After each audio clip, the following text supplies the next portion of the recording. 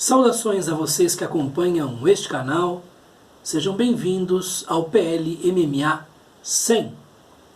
Dando prosseguimento a esta série, que começou nos primeiros dias de 2019, chegou o momento de falarmos de mais 5 capítulos ou 5 entradas das Meditações de Marco Aurélio, isto é, capítulos ou entradas de 20 a 24 do livro 8º dessa obra. Como sempre, a tradução de referência é a de Dona Virgínia de Castro e Almeida, que está em domínio público, e você poderá acompanhar a leitura e o comentário que serão feitos ao longo dos próximos minutos por meio da transcrição do trecho feita na área de descrição do vídeo. Chegamos ao PL MMA de número 100, estou aqui ao lado do meu amigo Beethoven e eu peço a vocês que chegaram até aqui e acompanharam ou todos ou a maior parte dos vídeos que se manifestem, por favor, aí nos comentários usando duas hashtags. Hashtag eu vi o 100, se você de fato acompanhou todos os 100 vídeos do PLMMA até aqui, e hashtag eu vi quase tudo, se não pôde assistir a todos, mas a quase todos os vídeos que estou fazendo a respeito das meditações de Marco Aurélio. Então, vejamos o que Marco Aurélio tem a dizer de si para si neste ponto das suas meditações. 20. O objetivo da natureza pode ser igualmente o fim, o princípio ou o decurso da nossa existência. Como quem lança uma pela. Que vantagem tem uma pela em ser atirada para cima e que prejuízo em descer ou cair? Que vantagem tem uma bolha de ar em em formar-se a tona d'água, e que prejuízo em rebentar? E para uma lâmpada, o mesmo. Estas 5 entradas, ou 5 capítulos, que serão o objeto da nossa discussão neste vídeo, têm um tom acentuadamente pessimista. Gostaria de trazer meditações mais inspiradas, mais motivacionais para o nosso 100º PLMMA, mas o que ficou para nós são estas 5 meditações mais melancólicas, por assim dizer.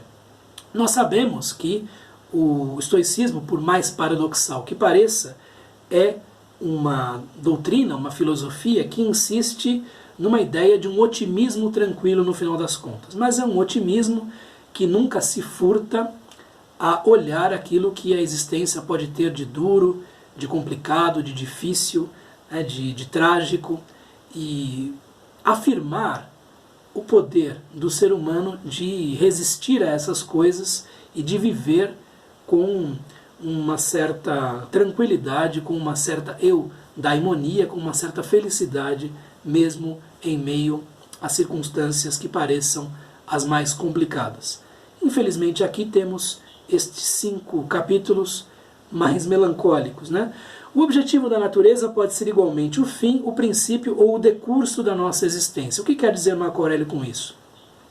Nós não estamos para fora da natureza, nossa vida obedece às leis naturais e, portanto, é possível comparar nossa existência com determinados objetos ou determinados movimentos de objetos que observamos na própria natureza.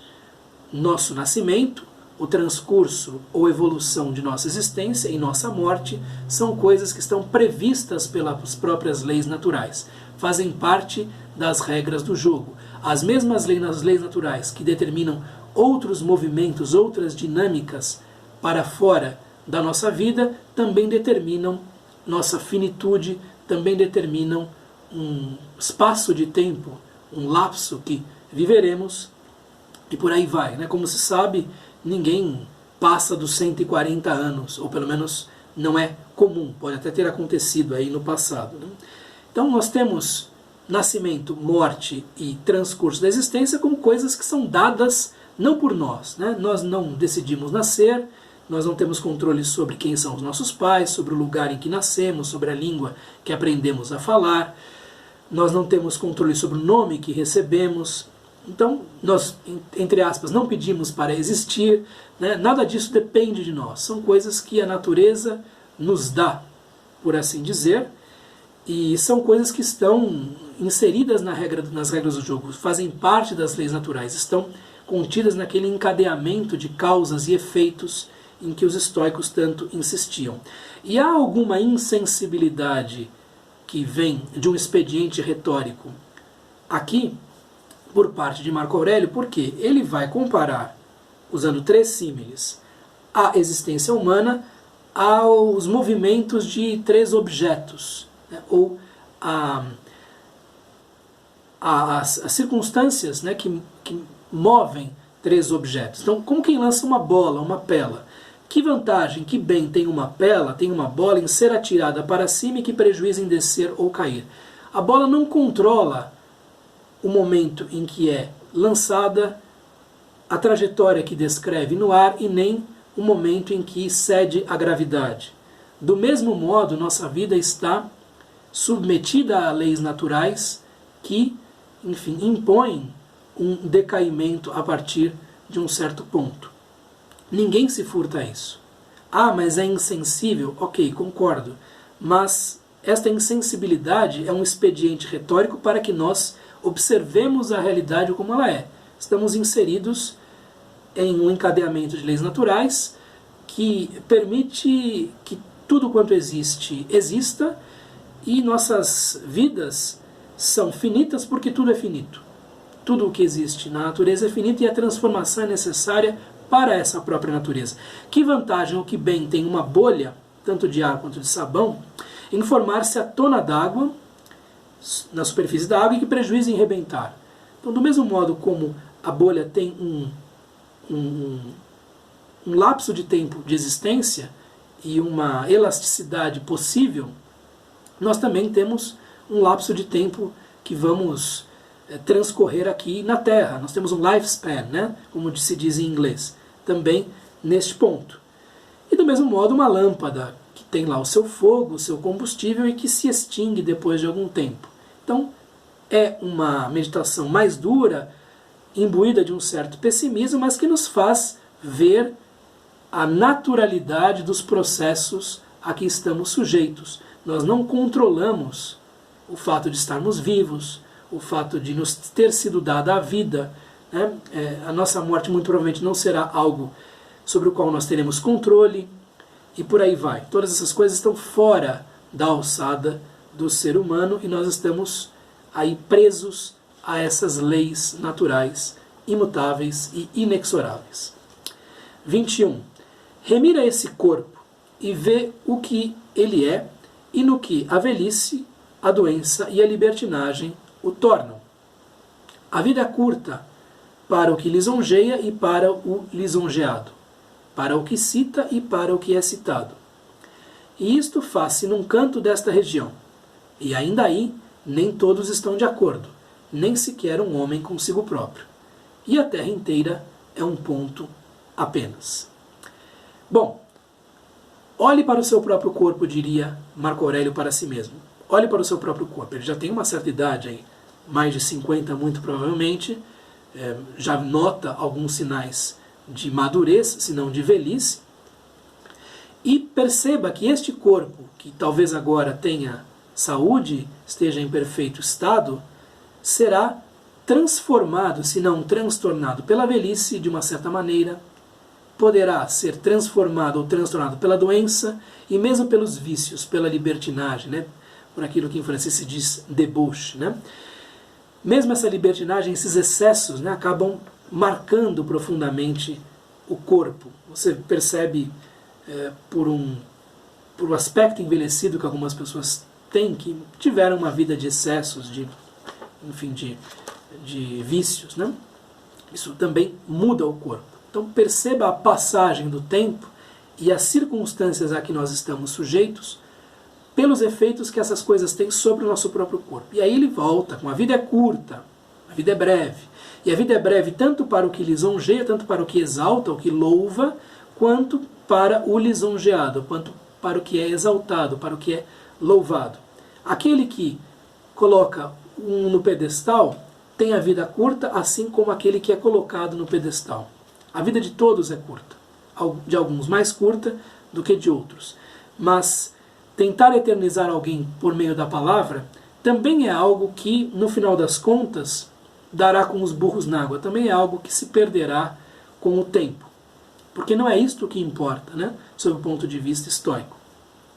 A vida é curta para o que cita e para o que é citado. Aqui não é o verbo cita, é citado. O que quer dizer aqui? A vida é curta para o que se lembra e para o que é lembrado. Para o que rememora e para o que é rememorado. Então a vida é curta para todos, para os que escrevem a história e para os que fazem a história. Para os que se lembram dos que foram ilustres e para os que acabaram se destacando. A vida é curta para todos. Então não está aí a fonte de valor da vida, né? E isto faz-se num canto desta região. E isto tudo acontece num cantinho da terra, num pequeno refúgio da terra, num pequeno torrão da terra, né? E ainda aí, neste pequeno lugar, então, está falando do Império Romano, mas era grande? Sim, era grande, mas em comparação com o resto da terra, é somente um pedaço dela, né? E ainda aí, neste pequeno lugar, nem todos estão de acordo, então nem todos vão querer se lembrar daquele indivíduo com boas recordações, com boas palavras, né? E nem sequer um homem consigo próprio. Interessante isto. Por mais que você lute por eternizar o seu nome, e por mais que você queira criar uma fama póstuma para si próprio, saiba que a vida é curta para você, a vida é curta para aqueles que vão, talvez, se lembrar de você, que você será famoso, talvez, num pequeno lugar da Terra, sendo a Terra um pequeno planeta numa periferia de um aglomerado de galáxias do universo, né? E que mesmo neste pequeno lugar em que você será lembrado e exaltado, nem todos vão gostar de você, nem todos estarão de acordo com a sua fama, porque nem sequer um ser humano está de acordo consigo próprio, né? Interessante esta ideia da cisão da personalidade trazida aqui por Marco Aurélio, e de certo modo, nem sequer um homem está de acordo consigo próprio, é algo que nós vemos em diversas meditações. Há muita dúvida, muita oscilação no meio desta obra interessantíssima, né? E a Terra inteira é um ponto apenas, algo ao qual ele já se referiu em outras de suas meditações. A própria Terra é um pequeno planeta, um grãozinho de areia no meio de um sistema planetário, de uma estrela, enfim, bem pouco expressiva, num braço de uma galáxia, num aglomerado que faz parte de um superaglomerado, que faz parte de um universo que talvez não seja o único. Então vejam só o nosso tamanho diante da totalidade das coisas. Hoje nós temos ainda noção mais clara do nosso tamanho diminuto frente ao cosmos do que na própria antiguidade, né? Interessante esta meditação. 22. Presta atenção ao assunto, ao raciocínio, à ação, ao sentido das palavras. É aquela ideia de exercer a prosorré, de exercer a sua atenção a tudo o que se faz, a tudo o que se diz, a interação que temos com os outros, né? Então presta atenção àquilo que você faz, presta atenção àquilo que você diz, presta atenção àquilo que os outros estão dizendo, né? Então use a sua atenção para captar o momento presente, para abraçar o momento presente e vivê-lo da melhor maneira possível. E aqui um complemento desta meditação: é justo que assim padeças, é justo que estejas sofrendo desta maneira, já que preferes tornar-te homem de bem amanhã a sê-lo hoje. É aquela ideia que nós já vimos em outro ponto das meditações, de que você deve fazer o necessário para ser uma pessoa boa hoje, agora, neste momento, e não ficar postergando, procrastinando esta decisão para o futuro. Amanhã eu vou fazer aquilo que eu quero, amanhã eu vou agir com justiça, amanhã eu serei bom, não hoje, né? E por que você sofre? Você sofre porque justamente não coloca esta energia na ação boa no momento presente, fica sonhando com a ação boa ou a ação conveniente ou com as coisas que você quer fazer num futuro que nunca chega, né? Porque o que existe é o presente, o futuro é incerto, ele está nas mãos dos deuses.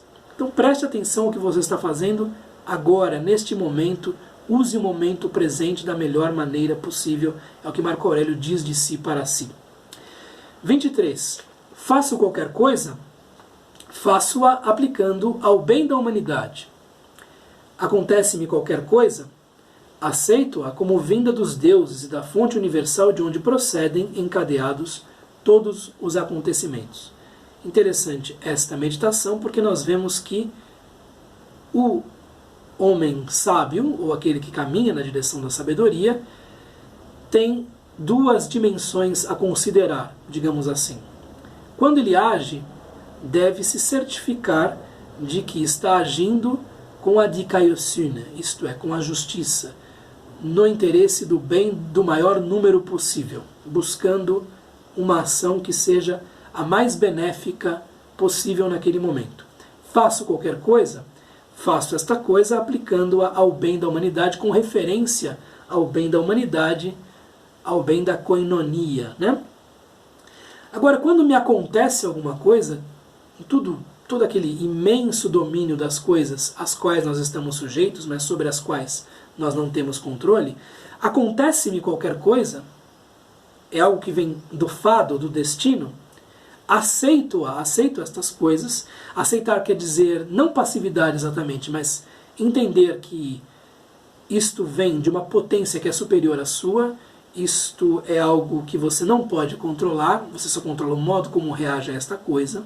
Aceito-a como vinda dos deuses, portanto, de inteligências superiores, dos deuses, da natureza, do universo, como queiram, e da fonte universal, do logos universal, de onde procedem encadeados todos os acontecimentos. Estas coisas que nos envolvem, ou nos golpeiam, ou nos atingem, são coisas vindas lá do âmago do universo, do logos universal, da razão do próprio cosmos, e, portanto, são coisas que nós não controlamos.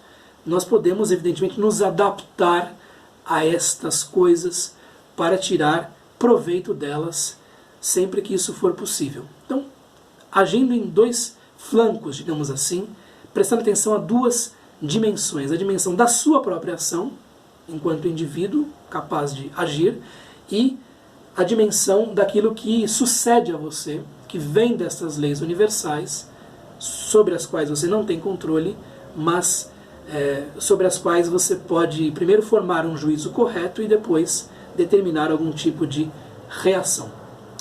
Aceitar isto como vindo de uma fonte que é a responsável por tudo quanto existe é necessário para a garantia da tranquilidade e também da eudaimonia, da felicidade estoica.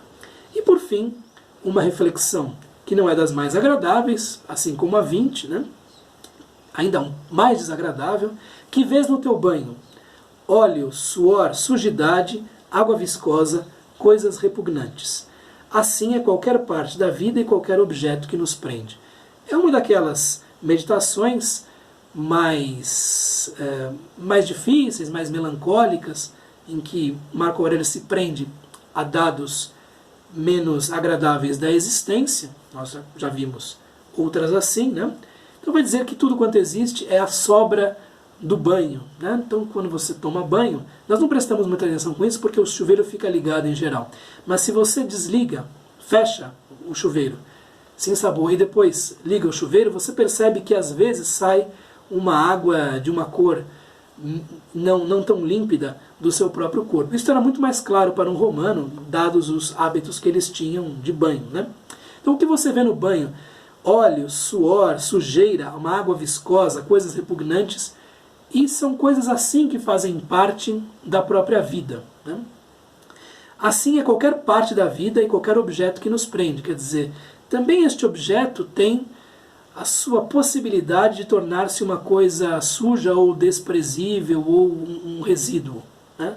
Não é uma das meditações mais motivadoras, mas de todo modo o que ele quer deixar claro aqui, por meio deste expediente retórico de focalizar o que é mais repugnante, não o que é mais, enfim, edificante, é perceber que um apego demasiado aos objetos, às coisas e mesmo à própria vida é um apego que pode nos conduzir a um tipo de vida que não vale a pena.